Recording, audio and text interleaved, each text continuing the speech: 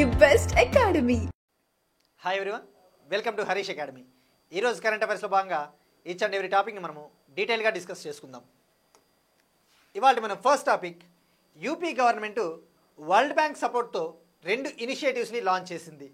మనం జనరల్గా ఏ ఎగ్జామ్స్కి ప్రిపేర్ అయినా international issues, national issues, polity, economy అలాంటి ఇష్యూస్ డీటెయిల్గా చదువుతాం. అలానే స్టేట్స్, వివిధ రకాల స్టేట్స్, కొన్ని ముఖ్యమైన కార్యక్రమాలను అమలు చేసినప్పుడు తప్పకుండా డీటెయిల్గా తెలుసుకోవాలి.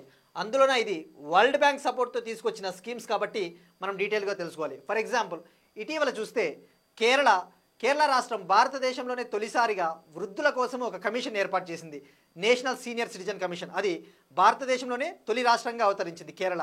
అలానే మహారాష్ట్ర చూస్తే భారతదేశంలోనే తొలిసారిగా ship building, repair and recycling పాలసీని తీసుకొని వచ్చింది. సో అలా అంటప్పుడు మనము ఈ స్టేట్స్ గురించి తెలుసుకోవాలి. ఇప్పుడు యూపీ, ఈ 2 ప్రోగ్రామ్స్ వచ్చేసి యూపీ అగ్రీస్ మరియు ఏఐ ప్రజ్ఞ అనే 2 స్కీముల్ని లాంచ్ చేసింది. ఈ స్కీమ్ల ముఖ్య ఉద్దేశం వచ్చేసి, యూపీ అగ్రీస్ అనే స్కీమ్ ముఖ్య ఉద్దేశము యూపీలోని బుందేల్ఖండ్, పూర్వాచల్ ప్రాంతంలోని 28 జిల్లాల్లో రైతులకు వ్యవసాయాన్ని, ఉత్పాదకతను పెంచడము, అగ్రికల్చర్ ఇంప్రూవ్మెంట్ని, టెక్నాలజీని ఉపయోగించి అని చెప్పేసి ఆ యూపీ అగ్రీస్ ముఖ్య ఉద్దేశం. అలానే ఏఐ ప్రజ్ఞ ముఖ్య ఉద్దేశము యూపీలో ఉన్న ముఖ్యంగా సుమారుగా 10 లక్షల మంది యూత్కి ఏఐలో, ఆర్టిఫిషియల్ ఇంటెలిజెన్స్లో ట్రైనింగ్ ఇవ్వడము. దీనికి సంబంధించిన ఫండింగ్ అంతా కూడా వరల్డ్ బ్యాంకు ఇస్తుందన్నమాట. సో ఎప్పుడైనా కానీ మనం అబ్జర్వ్ చేస్తే ఇటీవల ఏఐ చాలా వార్తల్లో ఉంది. ఫర్ ఎగ్జాంపుల్, ఆంధ్రప్రదేశ్ తీసుకుంటే యువతకు ఏఐలో స్కిల్లింగ్ ఇవ్వడానికి మైక్రోసాఫ్ట్ సంస్థతో ఒక ఎంఓయూని కుదుర్చుకునింది. అలానే తెలంగాణలో కూడా మైక్రోసాఫ్ట్ సంస్థ ఒక ఏఐ డేటా సెంటర్ని ఏర్పాటు చేయబోతోంది. సో ఈ ఏఐ అనేది చాలా ఇంపార్టెంట్ కాబట్టి ప్రతి రాష్ట్రం కూడా ఏఐకి సంబంధించి ఏదో ఒక ఎంఓయూని కుదుర్చుకుని ఉంటుంది. So be careful. ఇక ఇది వరల్డ్ బ్యాంక్ మద్దతుతో తీసుకొని వచ్చిన 2 కార్యక్రమాలు. ఇక వరల్డ్ బ్యాంక్ డైరెక్టర్ కూడా మనకి ఐడియా ఉండాలి. వరల్డ్ బ్యాంక్ హెడ్ అజయ్ బంగా గారు, గుర్తుపెట్టుకోండి, అజయ్ బంగా గారు. Next topic, 72nd Miss world competitions. మనము ప్రీవియస్ క్లాసెస్లో ఆల్రెడీ డిస్కస్ చేసుకున్నాం. మిస్ వరల్డ్కి సంబంధించి ప్రచార లోగో, క్యాంపెయిన్ లోగోని ఖరారు చేశారని చెప్పేసి అప్పుడు తెలుసుకున్నాం. ఇప్పుడు ఇవాళ అఫీషియల్గా ప్రారంభమవుతా ఉన్నాయి కాబట్టి ఈవినింగ్ ఈ రోజున గచ్చిబౌలి స్టేడియంలోని హైదరాబాద్లో గ్రాండ్ ఓపెనింగ్ సెరమనీ జరగబోతా ఉంది. సో ఈ కాంటెక్స్లో మనం మరొకసారి వీటి గురించి డీటెయిల్గా తెలుసుకోవాలి. వీళ్ళు మే 7నే హైదరాబాద్కి వచ్చారు. ఇవాళ స్టార్ట్ అవుతుంది అఫీషియల్గా. మే 31 వరకు జరగబోతా ఉంది. మే 31న గ్రాండ్ ఫైనల్ సెరమనీ కూడా హైదరాబాద్లోని హైటెక్స్ కన్వెన్షన్ సెంటర్లో జరగబోతా ఉంది.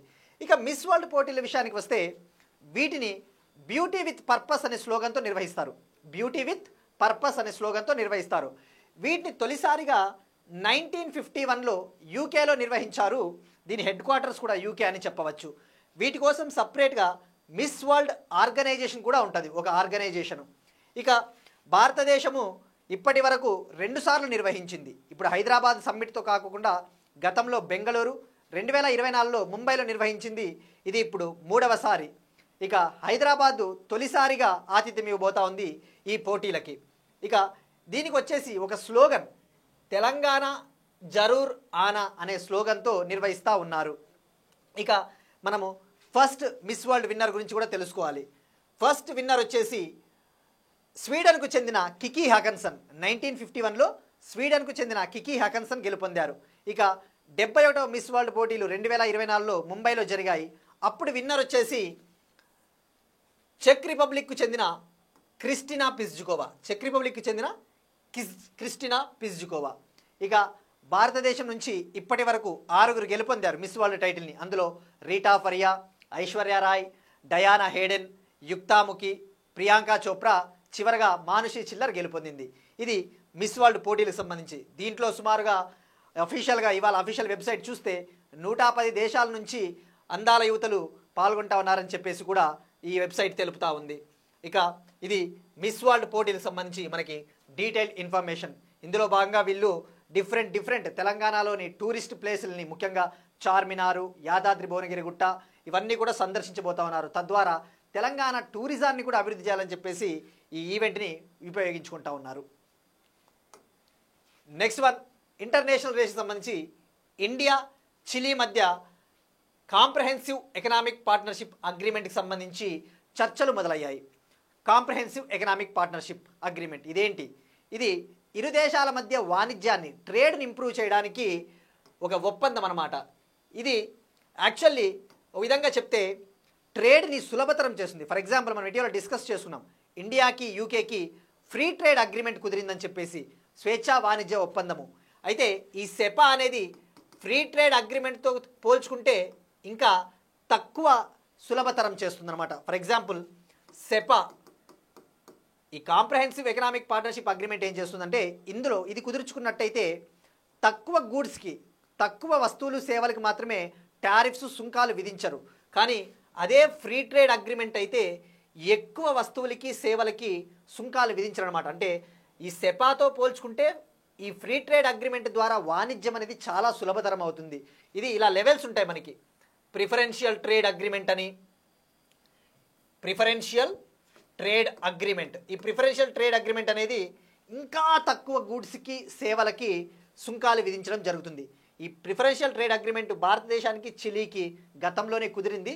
ఇప్పుడు next level of economic agreement సెపాని కుదుర్చుకోవాలని చెప్పేసి భావిస్తూ ఉన్నారు. ఇలా ఉంటుంది PTA, CEPA, free trade agreement, customs union, ఫైనల్గా ఎకనామిక్ యూనియన్. ఎకనామిక్ యూనియన్ అంటే ఇంక ఇక్కడ అంతా చాలా వాణిజ్యం చాలా ఫ్రీగా ఉంటుంది అనేసి ఇట్లా ఉంటాయి లెవెల్స్ ఎకానమీ మీరు చదివితే కనుక. ఇక చిలీ విషయానికి వస్తే, చిలీ భారతదేశానికి చాలా కీలకం. ఎందుకంటే మనం గతంలో డిస్కస్ చేసుకున్నట్టు లిథియం ట్రయాంగిల్ అని ఒకటి ఉంటుంది. లిథియం ట్రయాంగిల్లో 3 దేశాలు ఉంటాయి, బొలీవియా, అర్జెంటీనా, చిలీ అనమాట. ఇక్కడ లిథియం సోర్సెస్ ఎక్కువ. ఇవి సౌత్ అమెరికా దేశాలు. ఇక ఆల్రెడీ ఇండియాకి, చిలీకి 2025 మార్చిలో తొలిసారిగా వ్యవసాయానికి సంబంధించి, అగ్రికల్చర్కి సంబంధించి ఫస్ట్ జాయింట్ వర్కింగ్ గ్రూప్, తొలి జాయింట్ వర్కింగ్ గ్రూప్ సమావేశము వర్చువల్గా అంటే ఆన్లైన్ పద్ధతిలో తొలిసారిగా నిర్వహించారు. అది గుర్తుపెట్టుకోండి. ఇక వ్యవసాయానికి సంబంధించి ఇండియాకి, నేపాల్కి కూడా ఒక ఒప్పందం ఇటీవల కుదిరిందని చెప్పేసి మనం డీటెయిల్గా డిస్కస్ చేసుకున్నాం. ఇది ఇండియా చిలీకి సంబంధించి relations. Next one, cloud seeding. Cloud seeding ట్రయల్స్ని ఢిల్లీలో నిర్వహించబోతా ఉన్నారు.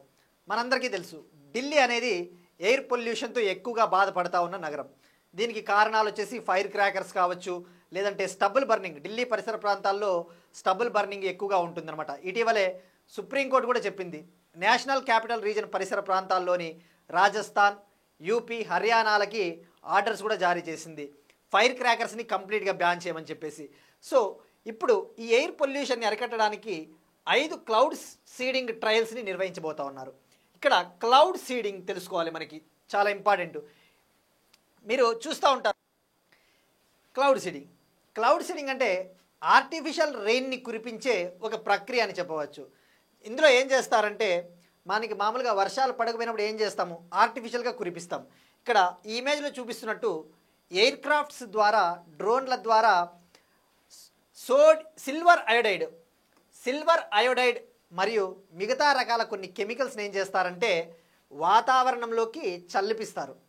అలా చల్లిపించినప్పుడు ఎయిర్ క్రాఫ్ట్ల ద్వారా ఆ సిల్వర్ అయోడైడ్ కెమికల్స్ ఏమవుతాయంటే వాతావరణంలో అక్కడ ఉన్న పార్టికల్స్తో కెమికల్గా రియాక్ట్ అయ్యి వాటర్ డ్రాప్లెట్స్ని, నీటి అణువులని ఏర్పాటు చేస్తాయన్నమాట. అవి తయారవుతాయి వాటర్ డ్రాప్లెట్స్. తద్వారా ఏమవుతుందంటే వాటర్ కండెన్సేషన్ జరిగి క్లౌడ్స్ ఫార్మ్ అయ్యి వర్షం కురుస్తుంది. దాన్నే ఆర్టిఫిషియల్ రెయిన్ అంటారు. తద్వారా ఏమవుతుంది, నీళ్లు వర్షం కురిసినప్పుడు పొల్యూషన్లో పొల్యూటెంట్స్ అన్నీ కూడా ఎలిమినేట్ అయిపోతాయని చెప్పవచ్చు. ఇది క్లౌడ్ సీడింగ్. ఇక్కడ గుర్తుపెట్టుకోవాల్సింది సిల్వర్ అయోడైడ్ అనే కెమికల్ని వాడతారు. ఇక ఇక్కడ ఇంకో ఇంపార్టెంట్ పాయింట్ ఉంది. ఈ క్లౌడ్ సీడింగ్ ట్రయల్ని ఐఐటి కాన్పూర్ సహకారంతో ప్రాజెక్ట్ ఇంప్లిమెంట్ చేయబోతున్నారు. గుర్తుపెట్టుకోండి, ఐఐటీస్ కూడా ఇక్కడ మనకి వార్తల్లో వచ్చాయి. ఐఐటి కాన్పూర్ సహకారంతో అమలు చేయబోతా ఉన్నారు. ఓవరాల్గా 5 ట్రయల్స్ని, ఫస్ట్ ట్రయల్ని ఈ నెల మే కానీ లేదంటే జూన్లో కానీ ఇంప్లిమెంట్ చేయబోతా ఉన్నామని చెప్పేసి ప్రకటించింది Delhi government. Next one, IMF bailout package. దీనినే ఐఎంఎఫ్ ఉద్దీపన పథకం అంటారు. మనం లాస్ట్ టైం డిస్కస్ చేసుకున్నప్పుడు పాకిస్తాన్కి ఇంటర్నేషనల్ మానిటరీ ఫండ్, అంతర్జాతీయ ద్రవ్యనిధి సంస్థ ఎక్స్టెండెడ్ ఫండ్ ఫెసిలిటీ ప్రోగ్రాంలో భాగంగా, ఇది గుర్తుపెట్టుకోండి చాలా ఇంపార్టెంట్, ఎక్స్టెండెడ్ ఫండ్ ఫెసిలిటీ ప్రోగ్రాంలో భాగంగా పాకిస్తాన్కి $7 బిలియన్ ఆర్థిక ప్యాకేజీని ప్రకటించింది.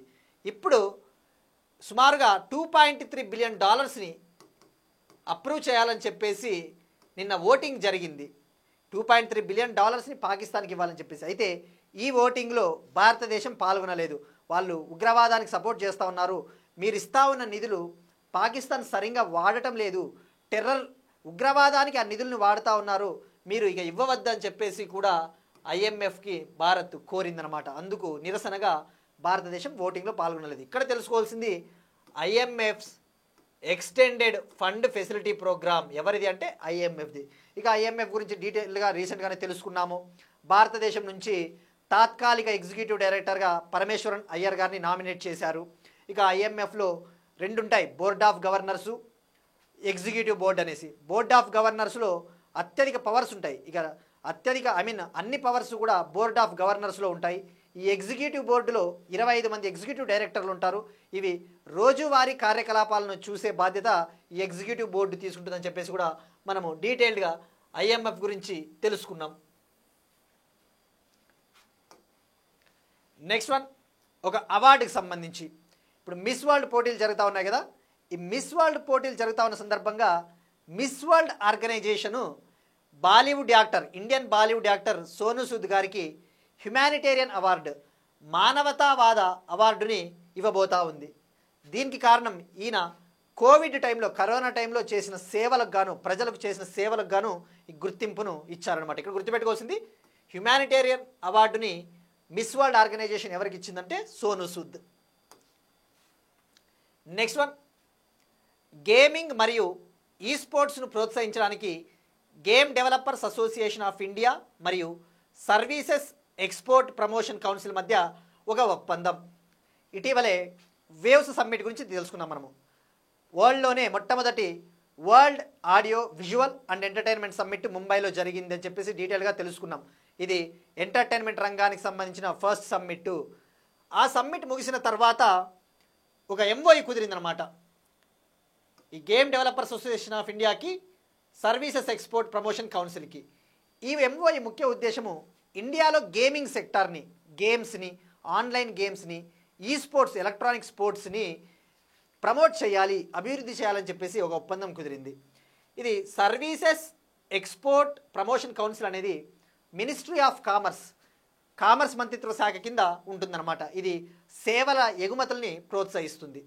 ఇక game developers association of India అంటే గేమింగ్ ఇండస్ట్రీకి సంబంధించిన ఒక బాడీ అని చెప్పవచ్చు. ఇక్కడ మనం ఫోకస్ చేయాల్సింది స్టాటిక్ పాయింట్ ఆఫ్ వ్యూలో ఈ ఎంఓయూ ఎవరి మధ్య కుదిరింది. ముఖ్యంగా ఆర్ఆర్బి కానీ, బ్యాంక్స్ కానీ, లేదంటే డిఎస్సి ఎగ్జామ్స్, ఇటువంటి వాటికి ఫ్యాక్ట్ ఓరియంటెడ్లో ఇలా అడుగుతాడు. మనం అనలిటికల్గా ఒకవేళ గ్రూప్ 2కైనా ఏ ఎగ్జామ్కైనా అయితే ఒక టర్మ్ ఉంటుంది, మనము ఆరెంజ్ ఎకానమీ, మనము వార్తల్లో చూస్తూ ఉంటాం బ్లూ ఎకానమీ అని. బ్లూ ఎకానమీ అంటే ఏంటి? ఫర్ ఎగ్జాంపుల్, సముద్రంలో ఉన్న చేపలని మనము అమ్మగా వచ్చిన ఆదాయమే బ్లూ ఎకానమీ. అలానే ఆరెంజ్ ఎకానమీ టర్మ్ చాలా ఇంపార్టెంట్, ఈ మధ్యన ఎక్కువగా వార్తల్లో ఉంది. ఆరెంజ్ ఎకానమీ అంటే ఎంటర్టైన్మెంట్ రంగాన్ని, గేమింగ్ రంగాన్ని అభివృద్ధి చేయడం ద్వారా వచ్చే ఇన్కమే ఆరెంజ్ ఎకానమీ. ఇందులో ఇవి భాగం, ఇది గుర్తుపెట్టుకోండి. ఈ టర్మ్ చాలా ఇంపార్టెంట్. ఆరెంజ్ ఎకానమీ లేదా క్రియేటివ్ ఎకానమీ అని కూడా అంటారు. మొన్ననే మనం ఇటీవల డిస్కస్ చేసుకున్నాం మైస్ ఎకానమీ అని కూడా. ఆ మైస్ ఎకానమీ అన్నా కూడా ఆరెంజ్ ఎకానమీలో భాగమే అనే విషయం గుర్తుపెట్టుకోండి. మైస్ ఎకానమీ అంటే meetings, incentives, conferences, exhibition economy అనేసి మనము డీటెయిల్గా తెలుసుకున్నాం. Next one, state specific Andhra Pradesh ఇన్వెస్ట్మెంట్స్కి సంబంధించి. ఆంధ్రప్రదేశ్లో సౌత్ కొరియాకు చెందిన ఎల్జీ ఎలక్ట్రానిక్ సంస్థ 5,000 కోట్లతో ఒక పెట్టుబడి పెట్టబోతా ఉంది. ఆంధ్రప్రదేశ్లోని చిత్తూరు జిల్లాలో శ్రీ సిటీలో ఈ ప్లాంట్ని ఏర్పాటు చేయబోతా ఉన్నారు.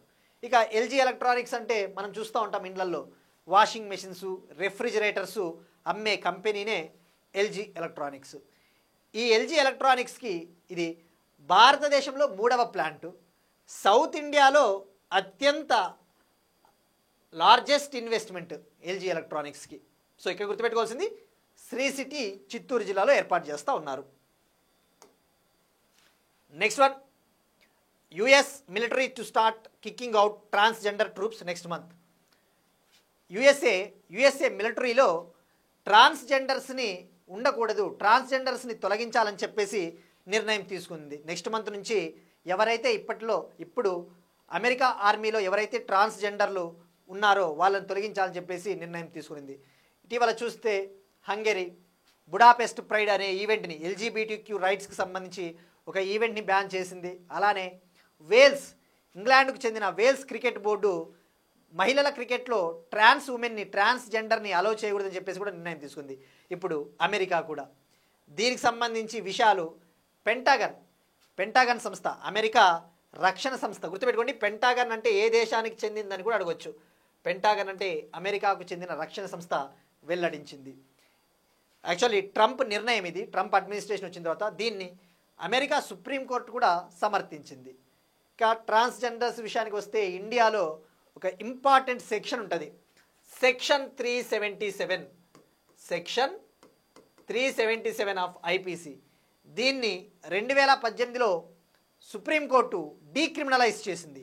అంటే హోమోసెక్షువాలిటీ అనేది భారతదేశంలో నేరము కాదు, క్రిమినల్ కాదు అని చెప్పేసి సెక్షన్ 377ని డీక్రిమినలైజ్ చేసింది. అది గుర్తుపెట్టుకోండి. Next one, face age artificial intelligence tool. ఇది ఒక కృత్రిమ మేధస్సు టూల్. జనరల్గా మనం చూస్తూ ఉంటాం, క్యాన్సర్ పేషెంట్లను అబ్జర్వ్ చేస్తే ఎవరైతే క్యాన్సర్ రోగంతో బాధపడుతూ ఉంటారో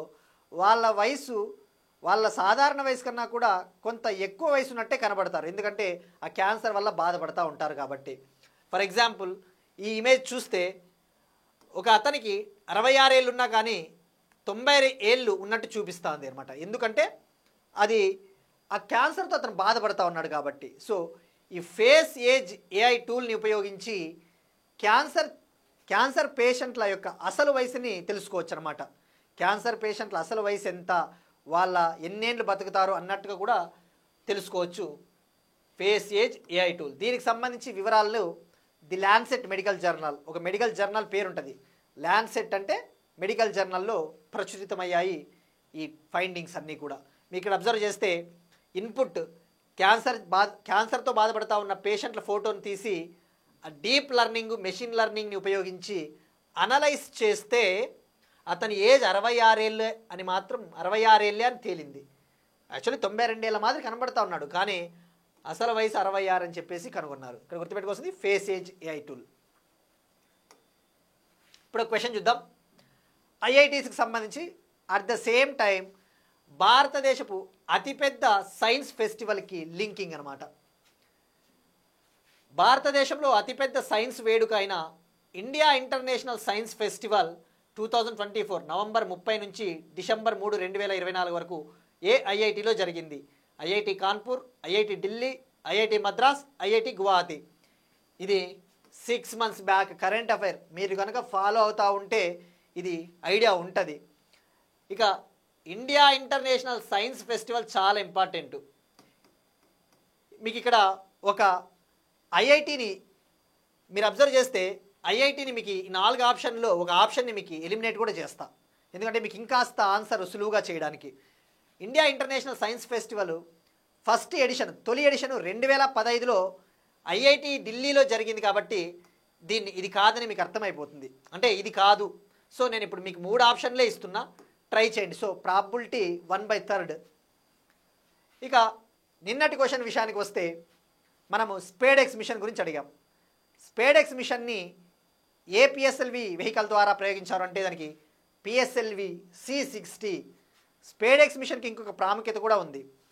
2024 సంవత్సరంలో ప్రయోగించిన చివరి మిషనే స్పేడెక్స్ మిషన్. అందులో చేజరు, టార్గెట్ అనే 2 శాటిలైట్లను ప్రయోగించారు. దాని వెయిట్ వచ్చేసి ఒక్కో దాని వెయిట్ 220 kgs. ఇక ఓవరాల్గా అది 24 పేలోడ్లను మోసుకుని వెళ్ళింది, 24 పేలోడ్స్ని. సో స్పేడెక్స్ మిషన్ గురించి. ఇక్కడ ఇంకొకటి, ఇండియా ఇంటర్నేషనల్ సైన్స్ ఫెస్టివల్ గురించి కూడా ఆన్సర్ తెలుసుకోండి. ఇది చాలా ఇంపార్టెంట్. ఇది ఫస్ట్ ఎడిషన్ ఎప్పుడు జరిగింది, ఇప్పుడు జరిగిన ఎడిషన్ ఎన్నవది, థీమ్ ఏంటి, అలాంటిది. సో డెఫినెట్లీ ట్రై చేయండి. Next one, national defence fund. మనం చూస్తూ ఉన్నాం పెహల్గాం ఉగ్రదాడి జరిగిన తర్వాత చాలామంది అమరవీరులు అవుతూ ఉన్నారు. ముఖ్యంగా నిన్ననే తెలుగు రాష్ట్రాలకు చెందిన ఒక వీర జవాను మరణం పొందాడు. సో నేషనల్ డిఫెన్స్ ఫండ్ ఇక్కడ ముఖ్య ఉద్దేశము ఎవరైతే మిలిటరీలో సేవలు చేస్తూ ఉన్నారో మన జవాన్ల కోసము వాళ్ళ వెల్ఫేర్ కోసము ఫండ్స్ ఇస్తారన్నమాట. ఇది వాలంటరీ ఫండింగ్, అంటే కేవలం విరాళాల ద్వారానే నిధులు అందుతాయి దీనికి. ఇప్పుడు తెలంగాణ చీఫ్ మినిస్టర్ రేవంత్ రెడ్డి గారు తన నెల జీతాన్ని నేషనల్ డిఫెన్స్ ఫండ్కి ఇచ్చారు. అలానే తెలంగాణ ప్రజాప్రతినిధులు కూడా కొంతమంది విరాళం ఇచ్చారు. ఇక్కడ మనం ఈ కాంటెక్స్ట్లో తెలుసుకోవాల్సింది నేషనల్ డిఫెన్స్ ఫండ్. మనకి ఎగ్జామ్లో మనం చూస్తూ ఉంటాం నేషనల్ డిజాస్టర్ రెస్పాన్స్ ఫండు, జాతీయ విపత్తులకు సంబంధించిన ఫండు, ఇలాంటివి చాలా ఇంపార్టెంట్. ఈ నేషనల్ డిఫెన్స్ ఫండ్ అనేది 1962లో ఏర్పాటైంది. ఇది ప్యూర్లీ వాలంటరీ అనమాట. అంటే దీనికి గవర్నమెంట్ ఏం బడ్జెట్ ఇవ్వదు, కేవలం మనం విరాళాలు ఇస్తే దీనికి నిధులు అందుతాయి. ఇందులో ఎవరైతే నిధులు ఇస్తూ ఉన్నారో మనము ఆ నిధులన్నీ కూడా ఇన్కమ్ ట్యాక్స్ దీనికి వర్తించదు. మనం ఏమైతే నిధులు ఈ ఫండ్కి ఇస్తామో ఇన్కమ్ ట్యాక్స్ వీటికి వర్తించదు. ఇక్కడ క్యాష్ పేమెంట్స్ చేయవచ్చు, లేదంటే ఆన్లైన్లో వెబ్సైట్ ఉంటుంది, ఆ వెబ్సైట్ ద్వారా కూడా మనము కంట్రిబ్యూట్ చేయవచ్చు. సో ఇది చాలా గొప్ప ఇనిషియేటివ్ అని చెప్పవచ్చు. సో మన వంతుగా కూడా మనం అనుకుంటే మన చేతనైతే మన వంతుగా కూడా దీనికి కంట్రిబ్యూట్ చేయవచ్చు నేషనల్ డిఫెన్స్ ఫండ్.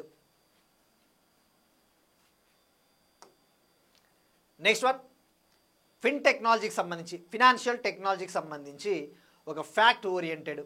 ఇది బ్యాంకింగ్ ఎగ్జామ్స్, డిఎస్సి ఎగ్జామ్స్ కావచ్చు, ఎటువంటి ఎగ్జామ్స్లోనైనా అడగడానికి స్కోప్ ఉన్న టాపిక్. Cash free payments. ఇండియాలో పేమెంట్స్కి సంబంధించి ఫినాన్షియల్ సర్వీసెస్, ఫర్ ఎగ్జాంపుల్ టెక్నాలజీని ఉపయోగించి, అంటే ఆన్లైన్ బ్యాంకింగ్ సేవలు లేదంటే ఆన్లైన్ పేమెంట్స్ని అందించే సంస్థలు కొన్ని ఉన్నాయి. ఫర్ ఎగ్జాంపుల్ పేమెంట్స్ బ్యాంకు అలాంటివన్నీ ఉన్నాయి కదా. అలానే ఒక కంపెనీ ఉంది క్యాష్ ఫ్రీ పేమెంట్స్ అనే కంపెనీ. ఈ కంపెనీ ఒక చరిత్ర సృష్టించింది. భారతదేశపు తొలి ఫినాన్షియల్ టెక్ కంపెనీగా, అంటే తన ఇంటర్నేషనల్ పేమెంట్ గేట్వేలో 140కు పైగా అంతర్జాతీయ కరెన్సీలని సపోర్ట్ చేసిన తొలి భారతదేశపు ఫిన్టెక్ కంపెనీగా అవతరించింది క్యాష్ ఫ్రీ పేమెంట్స్. అంటే ఏంటి ఇంటర్నేషనల్ పేమెంట్ గేట్వే అంటే ఏంటి? తన బిజినెస్ కోసము, మన ఇండియన్ బిజినెస్ కోసము ఏ కరెన్సీనైనా సపోర్ట్ చేస్తుంది, ఏ కరెన్సీలోనైనా మనము ట్రాన్సాక్షన్స్ చేసుకోవచ్చు అనమాట. సో క్యాష్ ఫ్రీ పేమెంట్స్ గుర్తుపెట్టుకోండి డైరెక్ట్గా. ఇక ఇండియాలో ఈ ఫిన్టెక్ని ప్రోత్సహించడానికి భారతదేశపు ఫిన్టెక్ సిటీ, గిఫ్ట్ సిటీ గుజరాత్లో ఉంది కదా. Gujarat international fintech city, gift city గుజరాత్లో ఉంది. సో ఇది మనకి దీని గురించి. నెక్స్ట్ వన్ ఐఎన్ఎస్ అర్నాలా, డిఫెన్స్కి సంబంధించి. ఇది అర్నాలా క్లాస్కి చెందిన ఇండియన్ నేవల్ షిప్. దీని ప్రాముఖ్యత వచ్చేసి anti submarine warfare ship, shallow water craft. అంటే సబ్మెరైన్స్ ఉంటాయి కదా, శత్రు దేశాలకు చెందిన సబ్మెరైన్స్ సముద్ర భూభాగంలో, సముద్ర గర్భంలో పోతూ ఉంటాయి. అటువంటి వాటిని గుర్తించి వాటిని నాశనం చేసేందుకే ఐఎన్ఎస్ అర్నాలాని మనము స్వదేశీయంగా నిర్మించినాము, ఇండిజీనియస్లీ బిల్ట్ అనమాట. ఇందులో 8 నిర్మిస్తూ ఉన్నారు. అర్నాలా క్లాస్కి చెందిన 8 anti submarine warfare shallow water craft షిప్స్ని నిర్మిస్తూ ఉన్నాము. ఇందులో మొదటిది ఇది ఐఎన్ఎస్ అర్నాలా. వీటిని కోల్కతా వద్ద ఉన్న garden reach ship builders engineering limited Kolkata దీన్ని నిర్మించింది, బిల్ట్ చేసింది. దీన్ని ఇండియన్ నేవీకి చెన్నై వద్దనున్న కట్టుపల్లి ఎల్ఎన్టీ షిప్ యార్డ్ వద్ద భారత నేవీకి అప్పగించింది. సో ఇది Arnala class. Next one territorial army, ప్రాదేశిక సైన్యం. మనం చూస్తూ ఉన్నాం ఇటీవల నిన్న వార్తలు చూస్తే కేంద్ర ప్రభుత్వము ఆర్మీ చీఫ్కి అధికారం ఇచ్చింది. ఇప్పుడు ఇంకా మీకు సపోర్ట్ కావాలి అంటే, ఆర్మీ సపోర్ట్ కావాలంటే ఈ ప్రాదేశిక సైన్యాన్ని, టెరిటోరియల్ ఆర్మీని కూడా ఉపయోగించుకోండి, వాళ్ళని పిలిపించండి సైన్యంలోకి అని చెప్పేసి. ఎందుకంటే మనకి చాలా యుద్ధ వాతావరణం నెలకొనింది కాబట్టి ఈ టెరిటోరియల్ ఆర్మీ సేవలు చాలా ఇంపార్టెంట్. ఇక్కడ మనం తెలుసుకోవాల్సింది టెరిటోరియల్ ఆర్మీ, ప్రాదేశిక సైన్యం. ఈ ప్రాదేశిక సైన్యం అంటే ఏంటి? ఇది ఒక విధంగా చెప్పాలంటే రెగ్యులర్ మిలిటరీలో భాగమని చెప్పవచ్చు. ఇట్స్ పార్ట్ ఆఫ్ మిలిటరీ అని చెప్పవచ్చు. అయితే ఇది వాలంటరీ అనమాట. అంటే ఎవరికైతే ఇంట్రెస్ట్ ఉంటే ఇందులో జాయిన్ అవ్వచ్చు. మనం చూస్తూ ఉంటాం సెలబ్రిటీలు, ఇండియన్ క్రికెటర్ ఎంఎస్ ధోని కావచ్చు, కపిల్ దేవ్, బీజేపీ ఎంపీ అనురాగ్ ఠాకూర్ గారు, మళ్ళీ కేరళ యాక్టర్ మోహన్ లాల్, ఇటువంటి వాళ్ళందరూ కూడా ఈ టెరిటోరియల్ ఆర్మీలో కల్నల్ పొజిషన్లో, లెఫ్టినెంట్ కల్నల్ పొజిషన్లో ఉన్నారనమాట. ఇక్కడ ఏం చేస్తారంటే వీళ్ళు ఆర్మీకి సేవలు అందిస్తారు. అలానే విపత్తులు ఏవైనా డిజాస్టర్స్, న్యాచురల్ డిజాస్టర్స్, ఫ్లడ్స్ అటువంటి వచ్చినప్పుడు కూడా వాళ్ళ సేవల్ని అందిస్తారు. ఇది భారతదేశంలో తొలిసారిగా 1857లో బ్రిటిష్ ఉన్నప్పుడు సిపాయిల తిరుగుబాటు జరిగింది కదా, భారతదేశపు ఫస్ట్ ఫ్రీడమ్ స్ట్రగుల్ అంటారు దాన్నే. 1857 సిపాయిల తిరుగుబాటులో బ్రిటిష్ వాళ్ళు తీసుకొచ్చిన కాన్సెప్ట్ అనమాట. అయితే అప్పుడు వాళ్ళు యూరోపియన్స్ నుంచి, ఆంగ్లో ఇండియన్స్ నుంచి మాత్రమే వీళ్ళని ఎంపిక చేసేవాళ్ళు. భారతదేశానికి ఇండిపెండెన్స్ వచ్చిన తర్వాత 1948లో టెరిటోరియల్ ఆర్మీ యాక్ట్ని పాస్ చేశారు. మరి టెరిటోరియల్ ఆర్మీ విషయానికి వస్తే ఎలా ఉంటుంది? ఇది జనరల్ ఆర్మీ లాగే ఉంటుందా? జనరల్ ఆర్మీలో ఏ విధంగా అయితే శిక్షణ ఇస్తారో అలాంటి శిక్షణే, అంటే మినిమం ట్రైనింగు ఈ టెరిటోరియల్ ఆర్మీ వాళ్ళకు కూడా ఉంటుంది. వీళ్ళు 1962లో ఇండియాకి చైనాకి మధ్య జరిగిన యుద్ధంలో పాల్గొన్నారు. 1965 ఇండియా పాకిస్తాన్ యుద్ధంలో పాల్గొన్నారు. 1971 లిబరేషన్ వార్ ఆఫ్ బంగ్లాదేశ్లో కూడా వీళ్ళు పాల్గొన్నారు. టెరిటోరియల్ ఆర్మీ, అది గుర్తుపెట్టుకోండి. ఇంకొక పాయింట్ ఉంది, టెరిటోరియల్ ఆర్మీలో మహిళలు కూడా జాయిన్ అవ్వవచ్చు. మహిళలకు కూడా ప్రవేశం ఉంది. 2019 నుంచి అమెండ్మెంట్ చేశారు. సో ఇది టెరిటోరియల్ ఆర్మీకి సంబంధించి. నెక్స్ట్ వన్, బయోడైవర్సిటీకి సంబంధించి స్నో లెపర్డ్స్. ఇండియాలో జనవరి 2024లో ఈ స్నో లెపర్డ్స్, మంచు చిరుతపులులకు సంబంధించి ఒక సర్వే చేశారు. ఆ సర్వే ప్రకారము భారతదేశంలో 718 మంచు చిరుతలు, స్నో లెపర్డ్స్ ఉన్నట్టు తేలింది. అయితే ఇటీవల లడక్ ఫారెస్ట్ డిపార్ట్మెంట్ వాళ్ళు, వైల్డ్ లైఫ్ డిపార్ట్మెంట్ వాళ్ళు సర్వే చేస్తే లడఖ్లో అత్యధిక స్నో లెపర్డ్స్ ఉన్నాయంట. ఒక విధంగా చెప్పాలంటే ప్రపంచంలోనే అత్యధిక స్నో లెపర్డ్ డెన్సిటీ, సాంద్రత నమోదైన ప్రాంతంగా లడక్ రికార్డు సృష్టించింది. ఈ 718 స్నో లెపర్డ్స్లో 477 లడఖ్లోనే ఉన్నాయి. అంటే దీన్ని బట్టి అర్థం చేసుకోవచ్చు, ఇండియాలో 2/3 స్నో లెపర్డ్స్ లడఖ్లో ఉన్నాయి. ఇక స్నో లెపర్డ్స్ విషయానికి వస్తే ఇది మనం గతంలో డిస్కస్ చేసుకున్నట్టు ఇంటర్నేషనల్ బిగ్ క్యాట్ అలయన్స్లో ఇది భాగం. ఇంటర్నేషనల్ బిగ్ క్యాట్ అలయన్స్లో ఎన్ని ఉంటాయి? 7 పెద్ద పులులు ఉంటాయి కదా. ఫర్ ఎగ్జాంపుల్ పులులు, సింహాలు, Puma, cheetah, jaguar, snow leopard, ఇవి ఉంటాయి కదా, 7 ఉంటాయి. ఇందులో ఇది భాగం స్నో లెపర్డ్. ఇక ఐబీసీ హెడ్ క్వార్టర్స్ కూడా ఇటీవల ఇండియాలోనే ఏర్పాటు చేయాలని చెప్పేసి కూడా ఒక ఎంఓఈ కుదిరింది, అది తెలుసుకున్నాం. ఇక స్నో లెపర్డ్ విషయానికి వస్తే దీని ఐయూసిఎన్ స్టేటస్ చాలా ఇంపార్టెంట్. ఇది వల్నరబుల్, గుర్తుపెట్టుకోండి, వల్నరబుల్ అంటే ఇది దుర్బలమైన స్థితిలో ఉంది. ఇక స్నో లెపర్డ్ ఇండియాలో మౌంటైన్ ప్రాంతాల్లో కనిపిస్తాయి, అంటే కొండ ప్రాంతాల్లో, జమ్మూ కాశ్మీరు, లడఖ్, హిమాచల్ ప్రదేశ్, సిక్కిం, ఉత్తరాఖండ్, ఈస్టర్న్ హిమాలయాస్లో, అరుణాచల్ ప్రదేశ్లో కనిపిస్తాయి. అది గుర్తుపెట్టుకోండి, మౌంటైన్ ప్రాంతాల్లో. ఓవరాల్గా 12 దేశాల్లో ఇవి కనబడతాయి. ఎక్కడైతే కొండ ప్రాంతాలు, హిమాలయాలు ఉంటాయో అటువంటి 12 దేశాల్లో స్నో లెపర్డ్స్ ఉంటాయి. ఇది స్నో లెపర్డ్కి సంబంధించి డీటెయిల్గా information. Next one, fact oriented. Doctor Ruma Sinha గారు, హైదరాబాద్ అపోలో హాస్పిటల్కు చెందిన ఒక గైనకాలజీ డాక్టర్ రూమా సిన్హా గారు ఒక రికార్డు సృష్టించారు. ఈమె గైనకాలజీ డిపార్ట్మెంట్లో, గైనకాలజీ చికిత్సలకు సంబంధించి 1000 రోబోటిక్ సర్జరీలు చేసి రికార్డు సృష్టించారు. ఈమె ఇండియాలోనే ఫస్ట్ డాక్టర్ అన్నమాట. గైనకాలజీ డిపార్ట్మెంట్లో 1000 రోబోటిక్ సర్జరీలు చేసిన ఫస్ట్ డాక్టర్.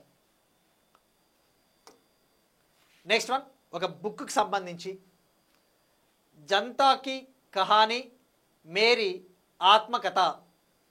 ఈ book autobiography of Haryana governor Shri Bandaru Dattatreya గారు. ఈయన తెలుగువాడు.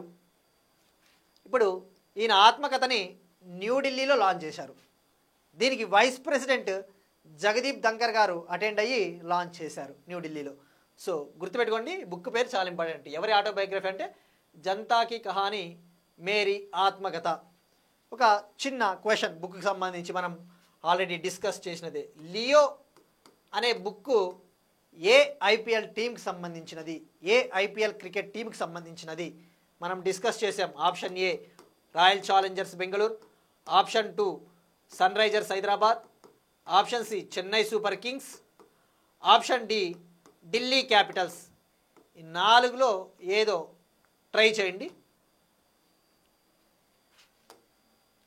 నెక్స్ట్ వన్ స్పోర్ట్స్కి సంబంధించి 800 మీటర్ రన్నింగ్ రేస్లో నేషనల్ రికార్డుని బద్దలు కొట్టాడు ఇండియా రన్నర్ మహమ్మద్ అఫ్జల్. దుబాయ్లో UAE athletics grand prix 2025 tournament జరుగుతూ ఉంది. అక్కడ మహమ్మద్ అఫ్జల్ 800 మీటర్ల పరుగు పందాన్ని కేవలం 1 minute 45.61 సెకండ్స్లో 1 minute 45.61 సెకండ్స్లో ఆ రేస్ని పూర్తి చేశాడు. సో ఇది ఒక నేషనల్ రికార్డ్ అనమాట ఇండియాలో. గతంలో ఈ రికార్డును జిన్సన్ జాన్సన్ 2018లో 1 minute 45.65 సెకండ్స్లో పూర్తి చేస్తే ఆ రన్నింగ్ రేస్ని ఇప్పుడు ఇతను ఆ రికార్డుని బ్రేక్ చేశాడు. ఇతను ఆసియా క్రీడల్లో రజత పతక విజేత. Next one important days in news. వార్తల్లో ముఖ్యమైన దినోత్సవాలు. వరల్డ్ మైగ్రేటరీ బర్డ్ డే అంటే ఏంటి? అంతర్జాతీయ వలస పక్షుల దినోత్సవం. ఇటీవల చూస్తే వలస పక్షులు ఎక్కువగా సమస్యలు ఎదుర్కొంటూ ఉన్నాయి. వలస పక్షులు ఎక్కువగా మైగ్రేటరీ బర్డ్స్ ఇండియాకి ఎక్కడి నుంచి వస్తాయి? సైబీరియా ప్రాంతం నుంచి వస్తాయి. దాన్నే సెంట్రల్ ఏషియన్ ఫ్లైవే అని కూడా ఉంటుంది. గుర్తుపెట్టుకోండి, ఈ టర్మ్ చాలా ఇంపార్టెంట్. సెంట్రల్ ఏషియన్ ఫ్లైవే అక్కడి నుంచి ఎక్కువగా భారతదేశానికి, తెలంగాణకి, ఆంధ్రప్రదేశ్కి ఇవన్నీ కూడా వస్తూ ఉంటాయి. అక్కడ చాలా పెద్ద సంఖ్యలో కూడా మరణిస్తూ ఉంటాయి. సో ఆ కాంటెక్స్లో మనకి చాలా ఇంపార్టెంట్. థీమ్ వచ్చేసి వాటిని రక్షించడానికి అంతర్జాతీయ వలస పక్షుల దినోత్సవం. థీమ్ వచ్చేసి creating bird friendly cities and communities. Creating bird friendly cities and communities. పక్షుల కోసము అనుకూలమైన నగరాలు, సమాజాలని నిర్మించడము ఇది థీమ్ అనమాట. ఇక మనం ఎప్పుడైనా కానీ ఒక డే వార్తల్లో ఉందంటే మనం ఫోకస్ చేయాల్సింది ఈ డే, ఈ థీమ్తో పాటు ఇంకొద్దిగా మనం బ్రాడ్గా ఆలోచించాలి. ఫర్ ఎగ్జాంపుల్ ఇటీవల అబ్జర్వ్ చేస్తే వలస పక్షులు ఎక్కువగా వార్తల్లో ఉన్నాయి. ఫ్లెమింగోలు, గ్రేటర్ ఫ్లెమింగోలు అలాంటివి ఉన్నప్పుడు ఎలా అడుగుతా అంటే ఎగ్జామ్స్లో మీరు ట్రెండ్స్ అబ్జర్వ్ చేస్తే ఏ ఎగ్జామ్స్లోనైనా కానీ క్రింది వాటిలో వలస పక్షులు కానివి ఏవి, లేదంటే క్రింది వాటిలో వలస పక్షులు ఏవి అని చెప్పేసి ఆప్షన్స్ ఇస్తాడు. గ్రేటర్ ఫ్లెమింగోసు, ఇంకోటి ఏమన్నట్లా. మీరు ఇంకొక చిన్న క్వశ్చన్ ఇక్కడ. ఇటీవల అస్సాంకు చెందిన పూర్ణిమ బర్మన్ గారు వైల్డ్ లైఫ్ అండ్ బయలాజిస్టు. ఆమె భారతదేశం నుంచి టైమ్ మ్యాగజైన్లో సెలెక్ట్ అయ్యారు. మనం డిస్కస్ చేసుకున్నాం, గతంలో క్వశ్చన్ కూడా అడిగాం దాని గురించి. చాలామంది కరెక్ట్గా ఆన్సర్ చేశారు. కానీ ఆమె ఏ పక్షిని సంరక్షించినందుకు ఆ అవార్డు వచ్చింది, ఏ పక్షిని సంరక్షించినందుకు గాను ఆమెను అందులో జాయిన్ చేశారో అది తెలపండి, ఏ పక్షి. ఇక ఈ పక్షుల గురించి మీరు అబ్జర్వ్ చేస్తే యాక్చువల్లీ ఆ పక్షి అయితే వలస పక్షి ఏమి కాదు, మైగ్రేటరీ బర్డ్ కాదు, బట్ మీ నాలెడ్జ్ని టెస్ట్ చేయడానికి. అయితే ఇలాంటి మనకి పక్షుల గురించి ఎందుకు తెలుసుకోవాలంటే గతంలో అబ్జర్వ్ చేస్తే ఆంధ్రప్రదేశ్ గ్రూప్స్ ఎగ్జామ్లో 2023లో ఈ క్వశ్చన్ అడిగాడు పక్షులకు సంబంధించి. ఇటీవలి కాలంలో శ్రీకాకుళం జిల్లా తేలి నీరాపురం ముఖ్యమైన పక్షి ప్రాంతం, ఇంపార్టెంట్ బర్డ్ ఏరియాలో క్రింది వాటిలో ఏ పక్షి సామూహిక మరణాన్ని చవిచూసింది? In the recent times which of the following bird had mass mortality at Teli Neelapuram important bird area of Srikakulam అన్నాడు. ఒకటి రెడ్ చీక్డ్ కార్డన్ బ్లూ, దీన్నే ఎర్రబుగ్గల కార్డన్ బ్లూ పక్షి. Option 2 Pelecanus philippensis. Option 3 rainbow lorikeet. Option D Mycteria leucocephala. ఏ పక్షి చూడు పక్షులకు సంబంధించి. సో అట్లా మనం ఫోకస్ చేయాలి. ఈ క్వశ్చన్ కూడా ట్రై చేయండి మీకు తెలిస్తే, లేదంటే light, but definitely try for it. That's it. These are today's current affairs. మనం ఒకసారి క్విక్గా రీక్యాప్ చూద్దాం.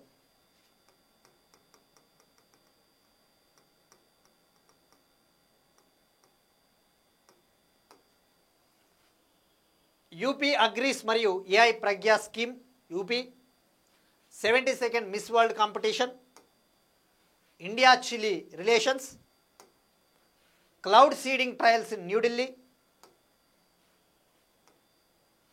IMF bailout package Pakistan, Sonu సూద్కు మానవతావాద అవార్డు, గేమింగ్ మరియు ఈ స్పోర్ట్స్ను ప్రోత్సహించడానికి ఒప్పందం, ఏపీలో 5,000 కోట్లతో LG plant, transgenders issue, face age AI tool, national defence fund, cash free payments, INS Arnala, territorial army, snow leopard, 1000 robotic surgeries, Janata Ki Kahani Meri Atmakatha, 800 మీటర్ల జాతీయ రికార్డు బద్దలు, world migratory bird day. That's it. These are today's current affairs, and we'll meet you again tomorrow, and thank you everyone.